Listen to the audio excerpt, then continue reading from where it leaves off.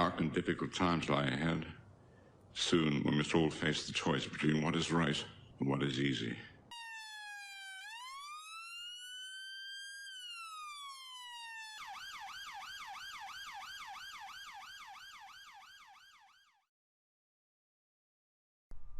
How you doing, guys? Now, I'm not generally one to believe what I read in the newspapers. Now, sometimes I talk about what's been reported in the newspapers and I'll break that down in some of my videos, but that doesn't mean that I believe what's being told, reported. Earlier on today, I uploaded and made public 3 parts to a video about my discussing the hate crime problem that we have. Channel 5 had a documentary the other day and I picked it apart and gave my views on what I thought the programme was about and some of the incidents in the programme. Strangely, Paul Lowe sent me a link to a newspaper article in the Daily Mail, and a few hours later, Sad But Mad Lad sent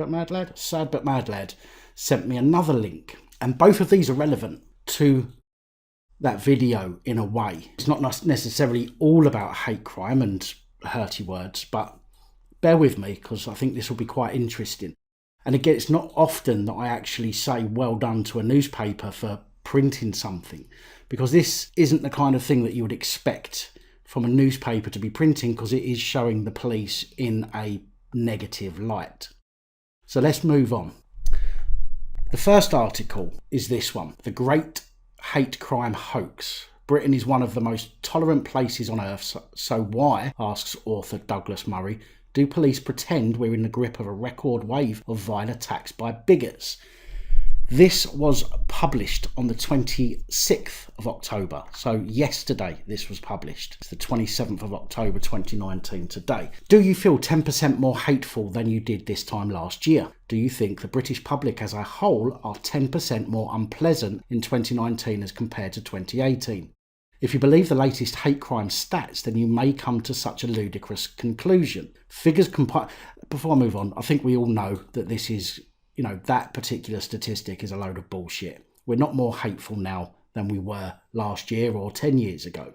It's just that triggered snowflakes have been given the power by the police with this whole hate crime ridiculousness to be able to punish somebody more seriously if they're not in a protected class.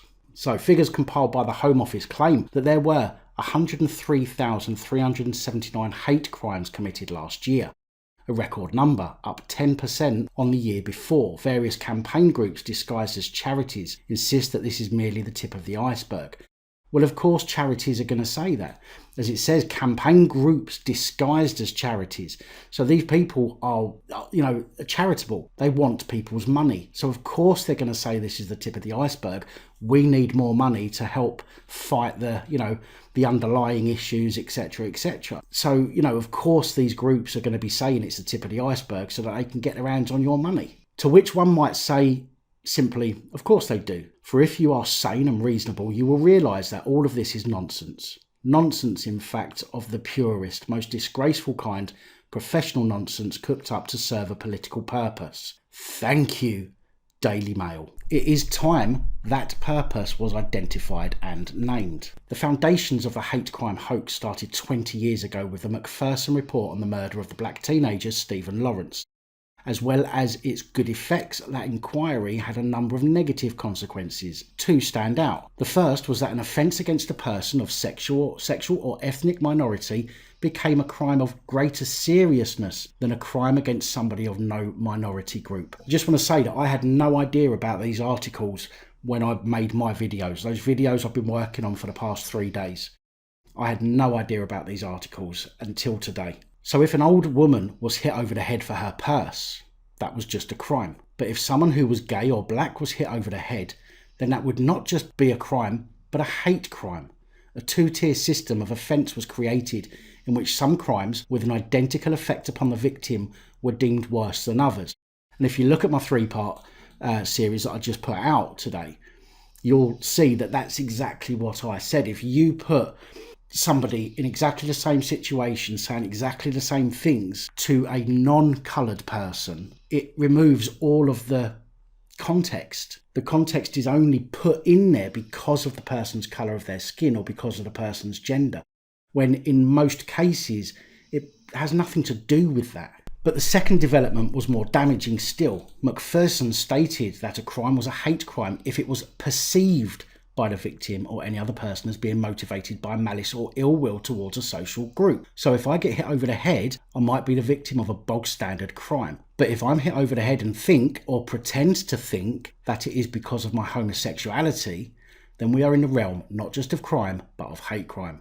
And that means the sirens of the modern police force can really go off. In the years since the McPherson Report, the British police have done everything they can to prove that they are on the beat with this new orthodoxy. They don't just want to find hate crimes, they need to find hate crimes. Some years ago, a friend of mine was accosted on a train late at night by a couple of rowdy drunks. Reporting the matter to the police at the next station, the officers positively begged him to report it once they found out he was gay as a hate crime. He insisted that there was no such element to their abuse. The police seemed desperate to persuade him otherwise. Now that's sickening to hear. That is sickening to know that the police are actively forcing people to add the hate element to crimes. And this is why, and I said it in my 3-part video, this is why the rise of hate crimes has been seen. They're not actually hate crimes. Most people are going to hit you because they think you're a cunt. Simple as. I'm unlikely to get beaten up because I'm white, and that's not, just because I'm white, but I'm more likely to get beaten up because somebody doesn't agree with me. Do you know what I mean? But then if a black person, for example, hits me, that's just an assault. If I then hit that person back, you can bet your bottom dollar that I'll be up on a charge of assault aggravated by racial hatred or some shit like that. Do you know what I mean? It's ridiculous. This is just one of the reasons why the statistics on hate crime keep going up. I've just said that. And the police want them. They want to be able to report them. They positively advertise for them. And we've seen this. We see this. We've seen adverts on Twitter from police forces saying, even if it's not a crime, report it. Because what the police will do is they will try and make a crime out of it so that they can up their statistics. In case anyone thinks that this is an exaggeration, consider the pathetic video released by DCC Julie Cook of Cheshire Constabulary. It took the form of an online message for Pronoun Day. In fact, I downloaded that video. Today is International Pronouns Day, which is a day particularly important to people who identify as transgender or gender non-conforming. Being misgendered can have a huge impact on somebody and their personal well-being. It also can be used as a form of abuse for somebody, and that just isn't right. Today is about raising awareness, getting people to have conversations, and understanding why it is so important to understand the pronouns that somebody wishes to be used for them. Have a good day.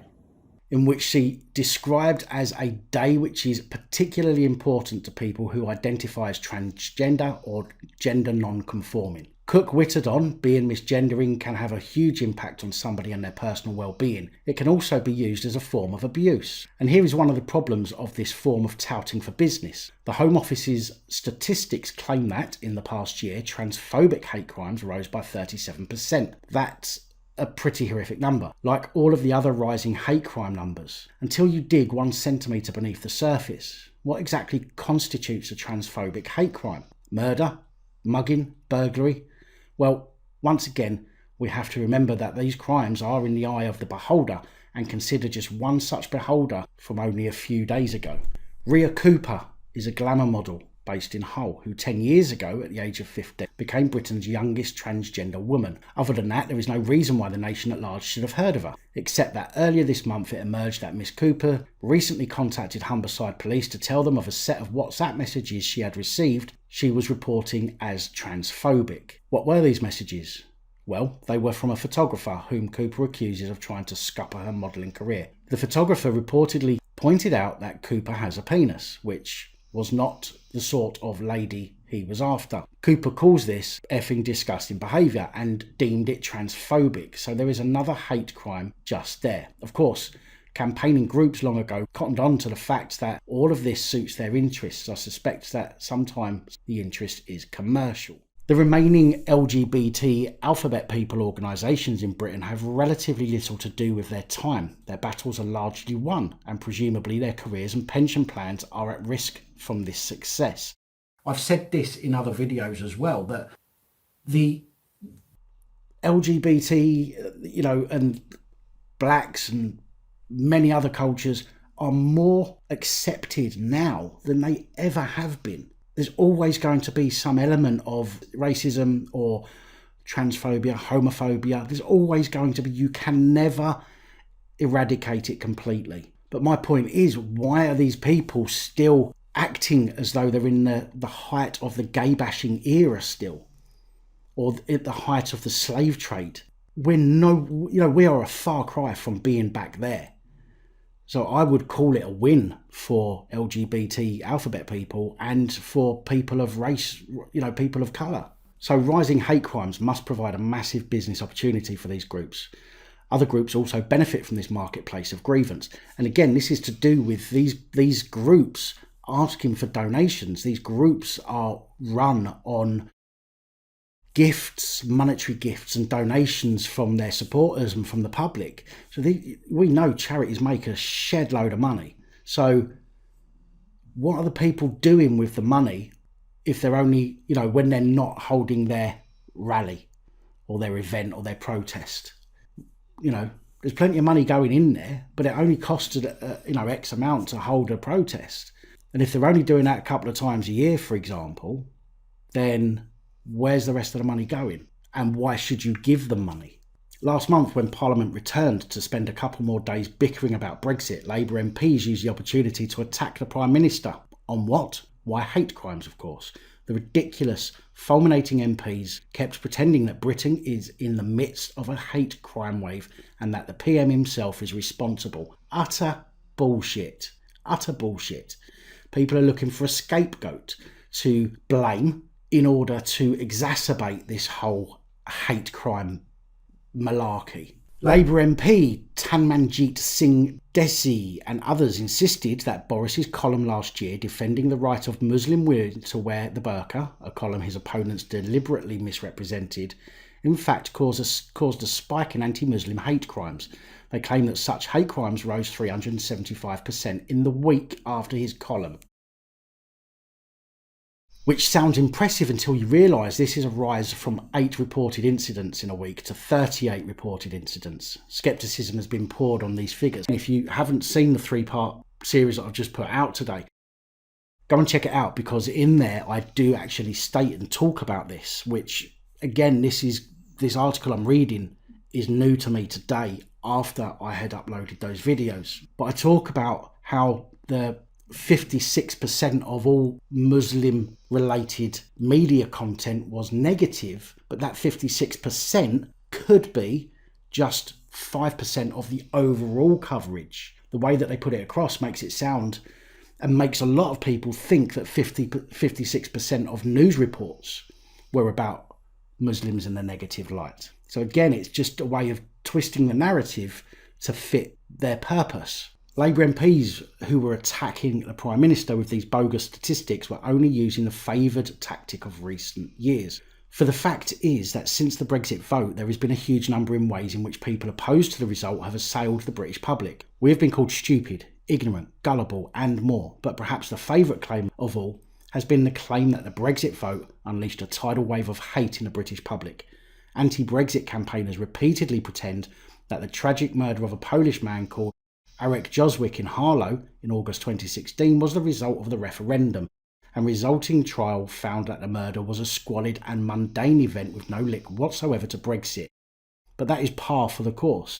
In the wake of the referendum, there have been claims that British voters celebrated the results by a wave of hate crimes against ethnic and sexual minorities. Nothing could be further from the truth. There is no country in the world more tolerant than this one.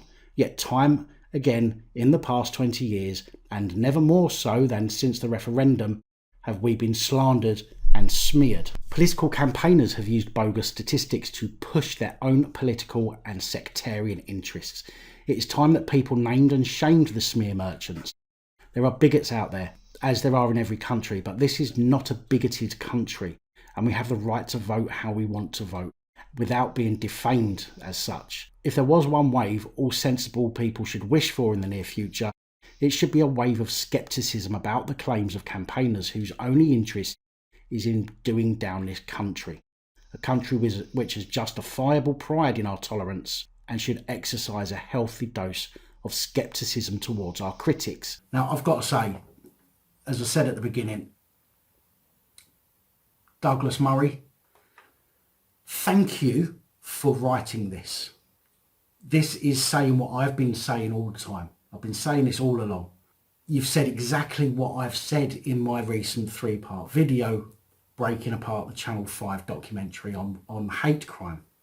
People need to read and understand what this is saying. Now, people are going to look at this and think that this guy's a far right wing or whatever it might be, and ignore it. But that is the most dangerous thing you can do, is to ignore it. Don't just take this Douglas Murray's word for it. Look up the statistics yourself. Don't take the word of the BBC or ITV or Sky News. Don't take the word don't take their word for it. Look up the information yourself. Yeah, you're going to find some differing, contradicting information. But this is where it comes into play, where you look for the similarities, or you look for the statistics and find why they're using that statistic, rather than a real unbiased statistic. Right, so this following report, I have to say right now, is much, much shorter than that last one. I don't really need to talk about what it says as such. I might make a few comments, but I think this is going to open your eyes as to why the police are the way that they are. And the reason why I've put this article that I'm about to show you with the last article is it's because it's to do with language. Okay, so let's get into this one. Snowflake police can opt out of training sessions with swearing and offensive language because it might upset them.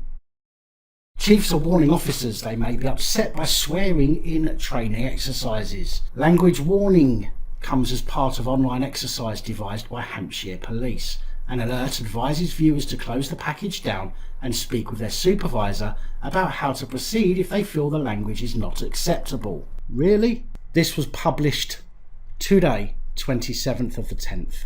For most police officers, facing a barrage of 4-letter words from abusive suspects is an everyday occurrence, but chiefs at one force are warning officers that they may be upset by swearing and offensive language in training exercises, and that they should contact their supervisor for a cuddle if they find it all too much. The move, part of a trend for so-called trigger warnings, normally associated with Snowflake University students, I love the way this has been put together, has been met with derision from hard-bitten cops. One officer joked on Twitter, "If this language is not acceptable to you, please go directly to the safe space where the duty inspector will bring you a nice snuggle blanket and a cup of tea.